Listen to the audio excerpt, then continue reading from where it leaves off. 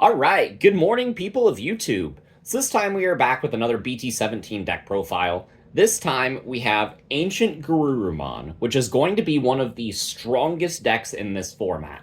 Now, not only is this deck super strong, but it is very versatile. There are a lot of different ways that you can play this deck, and they're all very viable. You can play blue eggs and go for something with the promo Lobomon so that you can get a extra instance of warp into Ancientgaruru. You can play red eggs with the new Flamemon, so that way you can try to get access to cards like Crimson Blaze. You can even play a yellow base with access to cards like Promo Patamon to search these cards out of security, and do a bunch of really cool stuff that way. So there are a lot of different ways that you can approach building this deck.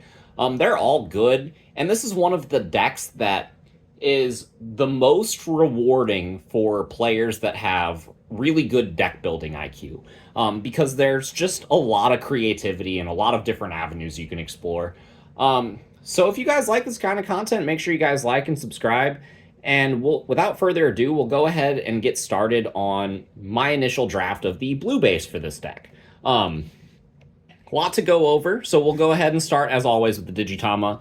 We're going to play this one copy of Ukkomon because giving our ukkomons jamming and stuff is really good. And then our other egg is going to be the Wanyamon.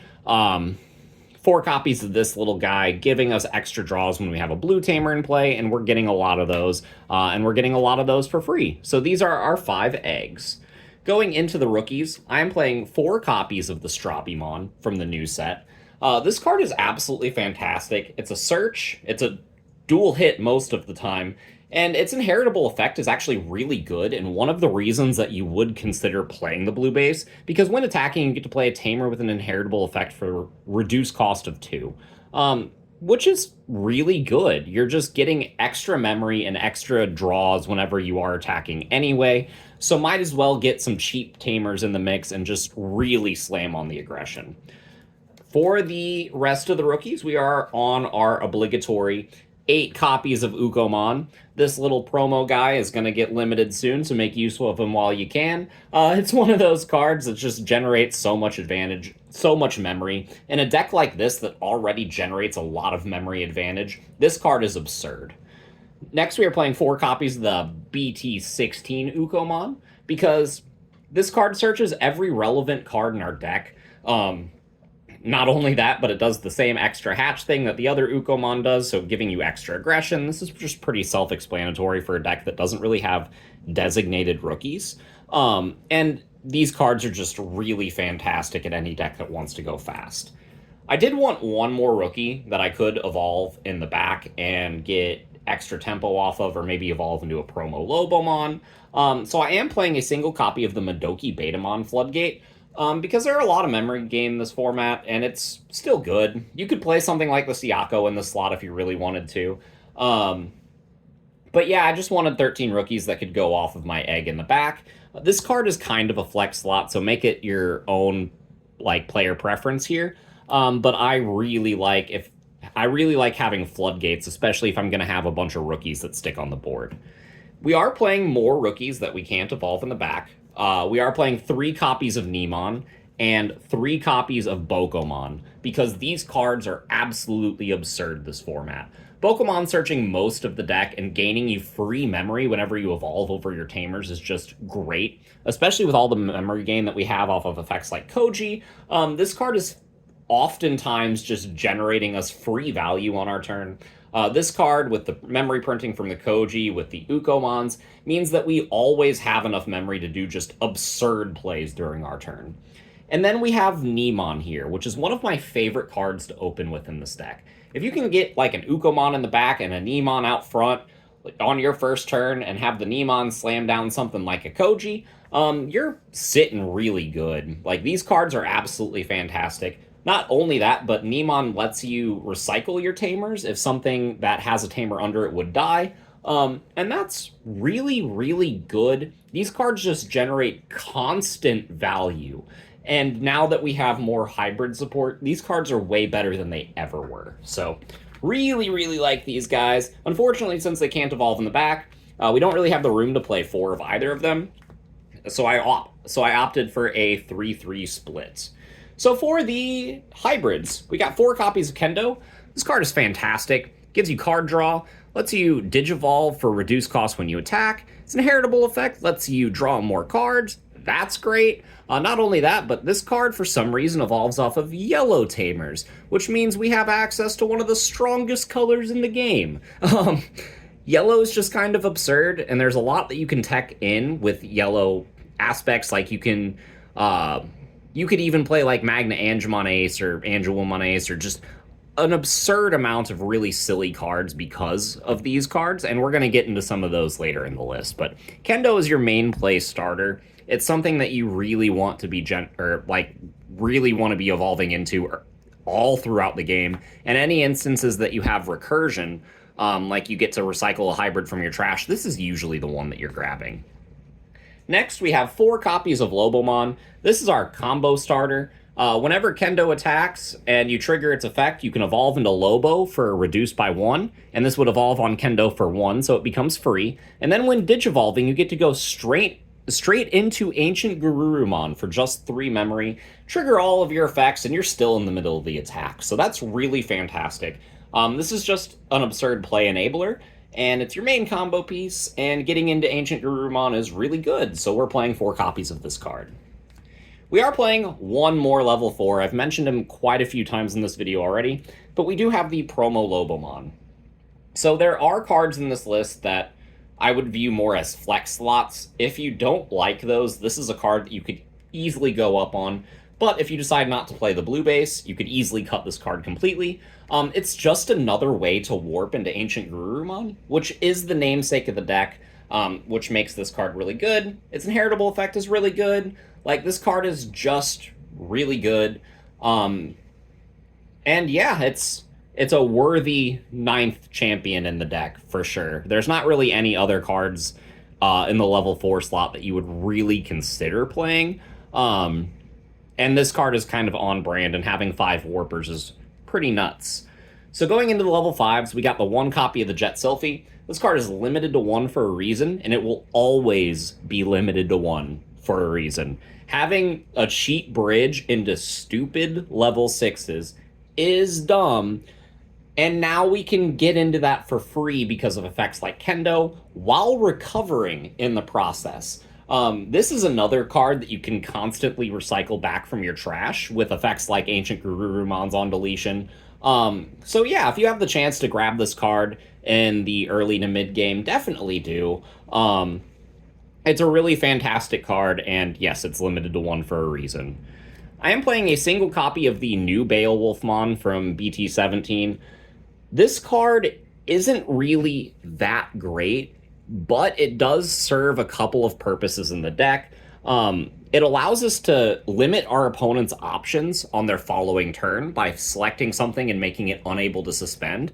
But the most important part of that effect is, in order to activate it, you put a hybrid from your sources back into your hand. So it allows you to recycle Kendo, which is fantastic.